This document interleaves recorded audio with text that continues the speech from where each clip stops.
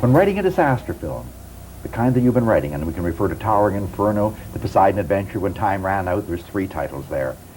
Are you tied to pre-selected special effects, or do you create a lot of the special effects in print yourself, Stirling? How does it go?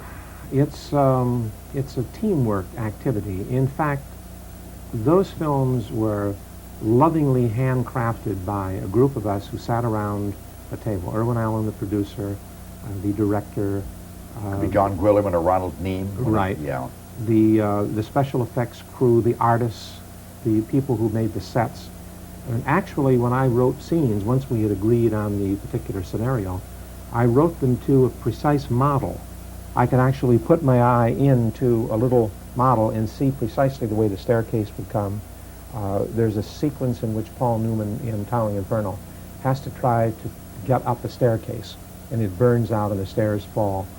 And it's a very, very tricky thing, and all that's left is this shaft. It's frightening. You know? A bit of a railing, and they have to swing, don't they? Yeah, and he has to jump and everything. Well, actually, I saw that sequence, saw with quotes around it, through the model by looking in and everything to scale. You can look down and you see how horrendous it would be for him to look down all those floors. So that in a sense, the script was written hand in hand with the special effects department. Nothing was written that we couldn't do. And as we came to different problems, for instance, how do you shoot a breeches buoy across from one building to the other when the variance in the roof, the relative roofs, is very great in a high wind? So we had to take all those factors. We checked with Coast Guard and with meteorological experts to see what the effect would be on what weight catapult at what firing power if the wind were 35 knots.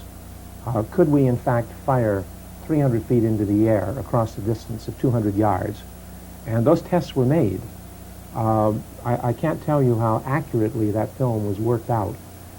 I had a chart on a huge board behind my typewriter showing where each character was in each scene and on which floor at what time in the film.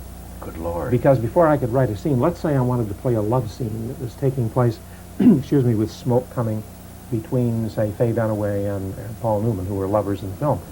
Now, let's say this love scene is going to happen on page 72. But by page 72, it may well be that Faye Dunaway is on the roof, and the story has brought Paul Newman down to the 45th floor, and there's no way for him to get from there to there. Now, obviously, if I write a love scene without regard to those problems, it's a little stupid. That's right. Because sooner or later, someone is going to say, hey, how are they going to do this? By phone? You know. So everything had to work hand in hand. And it was very exciting to be part of a team effort and be the writer.